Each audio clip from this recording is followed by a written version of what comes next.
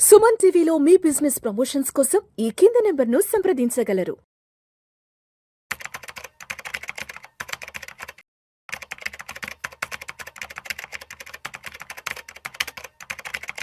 Hi hello నమస్తే welcome back to Suman TV. Present మనతో పాటు ఉన్నారు QPFP సాయిరామ్ గారు. నమస్తే సార్. నమస్తే మేడం. ఇప్పుడు ఇల్లు అనేది ఒక కళ అండి ప్రతి ఒక్కరికి. అయితే మనం ఇప్పుడు 25 to 30 ఇయర్స్ తీసుకుంటే ఆ ఏజ్లో లోన్ పెట్టి ఇల్లు తీసుకోవడం అనేది ఎంతవరకు కరెక్ట్ అంటారు? మరి దానివల్ల ఎదురయ్యే సమస్యలు కానీ ఆ పరిణామాలు ఎలా ఉంటాయి? చాలా మందికి సొంత ఇల్లు అనేది ఒక గొప్ప కళ ఉంటుంది. సో దీన్ని అచీవ్ చేసుకోవడానికి వాళ్ళు ఏ స్టేజ్కైనా వెళ్తూ ఉంటారు. సో నేను చాలా మందిని చూశాను, వాళ్ళ జీవితకాలం అద్దెల్లో గడిపారు.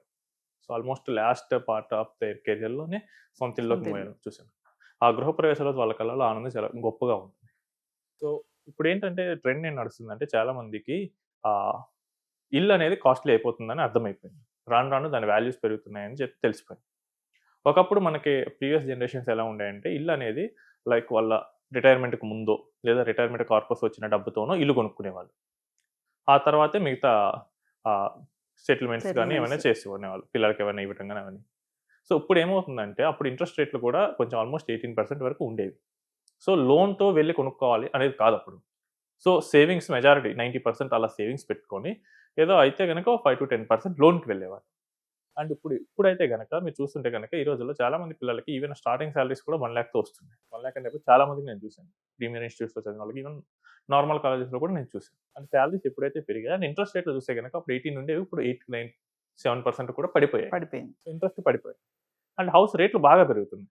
సో దాంతో ఆ పేరెంట్స్ ఏం చేస్తున్నారంటే పిల్లల్ని ప్రెషర్ పెడుతున్నారు. సో శాలరీ వచ్చింది కదా, ఇంకా ఇల్లు తీసుకుందాం. సో ఇప్పుడు వరకు మనకి ఇల్లు లేదు. సో ఈ పిల్లలు కూడా ఏంటంటే ఈ 25 ఇయర్స్లో ఉన్న వాళ్ళు ఏంటంటే మోస్ట్లీ వాళ్ళకి మనీ మేనేజ్ చేసేంత మెచ్యూరిటీ ఉండదు. ఎందుకంటే అప్పుడే వాళ్ళు మోస్ట్లీ ఎంజాయ్ చేయాలనుకునే ఏజ్. అప్పటి వరకు కాలేజెస్లో వాళ్ళు ఉంటారు. ఆ తర్వాత అప్పుడప్పుడే వాళ్ళు ఎర్న్ చేయడం మొదలు పెడుతుంటారు. అండ్ వీళ్ళు కనుక మోస్ట్లీ ఇల్లు లేని బ్యాక్గ్రౌండ్ నుంచి వస్తే కనుక ఓకే మా ఫాదర్ ఎంత కష్టపడ్డాడు, సో ఇప్పుడు కొంచెం నేను ఇమీడియట్గా తీసుకోవాలని చెప్పి ఆ థాట్లోకి వెళ్ళిపోయే అవకాశం ఉంది. ఎప్పుడైతే మనం ఎమోషన్కి వెళ్ళిపోయామో అప్పుడు మన లాజిక్ పనిచేయదు, ఎమోషనే డామినేట్ చేస్తుంది. అండ్ నేను చేస్తున్న చాలా కేసెస్లో ఇల్లు కొనేటప్పుడు ఒక బడ్జెట్ పెట్టుకుంటారండి. ఆ బడ్జెట్ని 99% దాటేస్తారు ఈజీగా. రీసెంట్గా చూశాను, 60 lakhs అన్నారు ఒక హౌస్. తిరిగారు, వాళ్ళకి నచ్చిందేమో ఒక 80 lakhsలో దొరికిందంట. సో వాళ్ళకి నచ్చింది చూడగానే వాళ్ళు పెట్టుకున్న బడ్జెట్ వాళ్ళు మర్చిపోయారు. సో ఓకే ఏం కాదు 80 lakhs కదా, జస్ట్ 20 lakhs అయితే ఏమవుతుంది అని చెప్పేసి మూవ్ అయ్యారు. నెక్స్ట్ కొత్త ఇల్లు కొనేటప్పుడు సేమ్ అదే రేంజ్లో ఫర్నిచర్ ప్లాన్ చేయాలి కదా, ఇంటీరియర్. సో దానికి కొంచెం మూవ్ అయ్యారు. అండ్ ప్రతిదీ ఇంటికి తగ్గట్టుగా అప్గ్రేడ్ చేసుకుంటూ వెళ్ళిపోయారు. సో ఎందుకు చేశారంటే ఒకసారే కొంటాం కదా, లైఫ్లో ఒకసారి తీసుకునేది. సో దాంతో ఏమవుతుంది, బడ్జెట్ అనేది మనం పెట్టుకున్న లిమిట్ కన్నా 30% ఈజీగా స్ట్రెచ్ అవుతూ ఉంది. సో ఇలా స్ట్రెచ్ అయ్యేటప్పుడు ఏమవుతుందంటే ఈ ఇల్లు లోన్లో తీసుకుంటారు. లోన్ తీసుకున్నప్పుడు ఎక్స్ట్రా అమౌంట్ అంతా లోన్కే వెళ్తుంది. సో వాళ్ళు అనుకున్నది లోన్కి కాస్త అట్లీస్ట్ ఒక 50% అనేది డబల్ అవుతుంది. సో ఇప్పుడు ఏమవుతుంది, ఈ ఎఫెక్ట్ మొత్తం ఈఎంఐ కట్టాలి. సో నాకు 25 ఇయర్స్ పర్సన్ 1 lakh శాలరీ వస్తుంది, ఒక 70 lakhs 75 lakhs లోన్ తీసుకున్న almost 50,000 he has to pay EMI. ఇప్పుడు ఆయన చేస్తున్న జాబ్ నచ్చలేదు, లేదా ఆఫీస్లో బాస్ ఇబ్బంది పెడుతున్నాడు. సో ఇప్పుడు ఆయనకి ఏదో ఎంబీఏ చేయగలరా? లేదు, ఈఎంఐ కట్టాలి కదా. లేదా అబ్రాడ్ వెళ్ళాలనుకున్నాడు, వాళ్ళ ఫ్రెండ్స్ అబ్రాడ్ వెళ్ళారు, కొంచెం మంచి కెరియర్ ఆపర్చునిటీస్ ఉన్నాయి, కాకపోతే ఒక 2 years మాస్టర్స్ చేయాలి. సో బట్ మళ్ళీ అప్పు తీసుకోలేదు, ఎందుకంటే ఇక్కడ ఆల్రెడీ అప్పు తీసుకున్నారు. సో ఎర్లీ కెరియర్లో మీరు ఇలాంటి పెద్ద పెద్ద లోన్స్కి వెళ్తే కనుక మీరు జీవితాంతం దానికే కట్టుబడి ఉండాల్సి వస్తుంది. So early part of the కెరియర్లో మీరు రిస్క్ చేయడానికి అవకాశం ఉంది. సో అదే ఇప్పుడు ఆ పర్సన్కి ఏమి లేవనుకుంది. సో ఎంబీఏ ట్రై చేశారు, వస్తే మంచి ఇన్కమ్ 1 lakh కాస్త 2 lakhs అవ్వచ్చు. లేదు అనుకుందాం, సో మళ్ళీ again 1 lakh 1,20,000 he will again resume the career. అక్కడ రిస్క్ తీసుకోవడానికి అవకాశం ఉంది, అండ్ రివార్డ్ చాలా ఎక్కువగా ఉంటుంది. అది ఈ టైంలోనే మీరు మొత్తం లోన్స్ బార్డెన్స్ ఇవన్నీ పెట్టారనుకోండి, ఫస్ట్ అంత మెచ్యూరిటీ ఉండదు, నెక్స్ట్ కెరియర్ గ్రోత్ ఆగిపోయే ఛాన్సెస్ చాలా ఉంటాయి. అండ్ ఇంకోటి ఏంటంటే మేనేజ్మెంట్ తెలియకపోవడం వల్ల ఈఎంఐ ట్రాప్లో కూడా వెళ్ళే అవకాశం ఉంటుంది. సో నా ఒపీనియన్ ఏంటంటే ఇట్స్ పర్సనల్గా నేను అనుకుంటుంది, it's better to delay the home for 5 years. 25 to 30 కాకుండా 30 to 35 మధ్య మీరు ఫోకస్ చేయండి.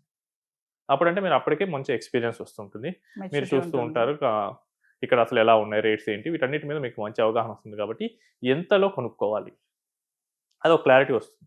అండ్ మీకు ఆ టైంకి 30 to 35 mostly are married and kids ఉంటారు కాబట్టి మీకు ఏ ఎక్స్పెన్సెస్ ఎంత అవుతాయో మీకు ముందే తెలుస్తుంది. ఇప్పుడు ప్రీవియస్ కేసులో ఏంటంటే 1,50,000 50,000 ఈఎంఐ పోయింది. 50,000 అంటే they have to go for family expenses. So సైమల్టేనియస్గా ఒక 2-3 ఏళ్ళలో పెళ్ళి అయిపోతే, సో ఒకవేళ శాలరీ అంతగా పెరగకపోతే ఇబ్బంది పడాల్సి వస్తుంది. అదే మీరు ముందుగానే క్లారిటీతో ఉన్నారు, మీకు 1.2 lakhs ఉంది ఆర్ 1.5 lakhs ఉంది, you are married, so EMI 50,000 పోతే నాకు కష్టం, సో ఇంకొంచెం డీలే చేయొచ్చు, లేదా ఇంకా ఆల్టర్నేటివ్ వేస్ ఉన్నాయి, అది మీరు ఆలోచించడానికి ఎక్కువ అవకాశం ఉంటుంది. సో ఈ హోమ్ లోన్ కూడా అది మిగతా లోన్స్లో ఉండదండి, ఇది ఒక లాంగ్ టర్మ్ లోన్, 30 years ఉంటుంది, 20 years అలా పెడుతూ ఉంటారు. సో ఇందులో కొంతమంది ఏంటంటే చాలా ఎక్కువగా అగ్రెషన్గా క్లియర్ చేయడానికి ట్రై చేస్తూ ఉంటారు. సో అప్పుడు ఏమవుతుంది, ఉన్న శాలరీ మొత్తం దానికే పెట్టేస్తారు, అప్పుడు వాళ్ళ చేతిలో సేవింగ్స్ కూడా మిగిలి, రేపు all of a sudden emergency situation వస్తే పరిస్థితి ఏంటి?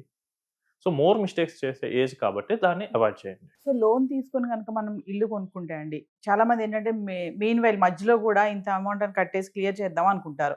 అలా కాకుండా త్వరగా క్లియర్ చేసుకోవాలంటే ఏమన్నా? సో ఒకటేంటంటే, లోన్ మనం తీసుకునేటప్పుడు హోమ్ లోన్లో ఇంట్రెస్ట్ అనేది చాలా తక్కువ ఉంటుంది. సో సపోజ్ నేను ₹1 కోటి బ్యాంక్ నుంచి తీసుకున్నాను, నాకు బ్యాంకర్ నేను కొన్న ప్రాపర్టీని జస్ట్ తన పేరు మీద రాసుకుంటాడు అంతే, హైపోథికేషన్ పెడతాడు, ప్రాపర్టీ నా దగ్గరే ఉంటుంది, and I'm getting that loan at 7-8%. So బయట మార్కెట్లో ఎవరైనా 7 to 8%కి అంత అమౌంట్స్ ఇస్తారా? ఇక్కడ మనకు చాలామంది అనుకుంటారు ఏంటంటే ఐఎమ్ పేయింగ్ హెవీ ఇంట్రెస్ట్ అనుకుంటారు, బట్ మీరు ఇంట్రెస్ట్ ఫార్ములా కనుక చూస్తే కనుక ఆ ఇంట్రెస్ట్ రేట్ అనేది ఎప్పుడు కాన్స్టెంట్గానే ఉంటుంది. మీరు క్యాలిక్యులేట్ చేసేటప్పుడు మీరు ఇయర్స్ మార్చినా కానీ ఇంట్రెస్ట్ రేట్ ఎప్పుడు మారదు, అంటే మీరు కట్టే ఇంట్రెస్ట్ ఎప్పుడు ఫిక్స్డ్ రేటే ఉంటుంది.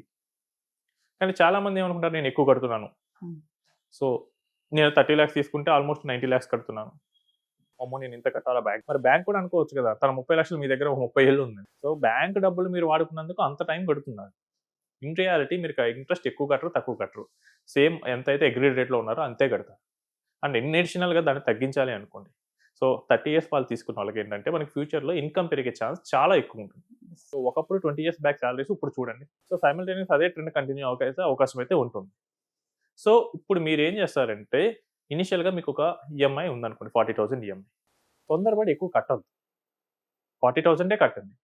ఒక 1 year తర్వాత ఒక 2,000 పెంచుకోండి, తర్వాత ఇంకో 2,000 పెంచుకోండి, ఎందుకంటే ఎవ్రీ ఇయర్ హైక్ వస్తుంది కదా, అట్లీస్ట్ 5,000 or 10,000 శాలరీ పెరుగుతుంది కదా, దానిలో మనం ఎక్స్ట్రా ఈఎంఐ కడుతూ ఉంటాం.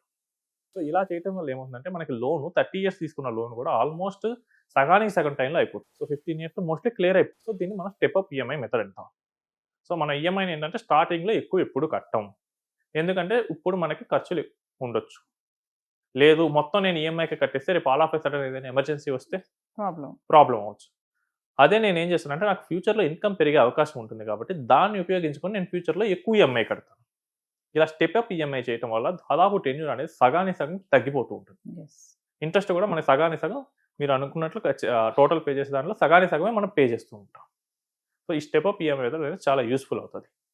అండ్ ఈఎంఐని ఎప్పుడు స్టెప్ అప్పే చేయండి, అంటే లంసమ్ అమౌంట్స్ ఒకేసారి ఉన్నాయి కదా అని చెప్పి మొత్తం పే చేయొద్దు. ఎందుకంటే మీరు పే చేసినా, మీరు ఒకవేళ హోమ్ లోన్ నాకు 50 lakhs ఉంది, నేను 5 lakhs పే చేయాలనుకుంటున్నాను, నేను చేసినా కానీ నా దగ్గర సేవ్ అయ్యేది 7% or 8% మాత్రమే, అంటే it's hardly 7,000 or 8,000 per lakh, అంటే 5 lakhs మీద నేను 40,000 మాక్సిమం సేవ్ చేసేది. అదే నేను 1 lakh పే చేసి మిగిలిన 4 lakhsని ఏదైనా లాంగ్ టర్మ్ గోల్కి నేను ఇన్వెస్ట్ చేసుకుంటే నాకు అది యూజ్ అవ్వచ్చు. అలా మనం ప్లాన్ చేసుకుంటే కనుక బెటర్గా ఉంటుంది.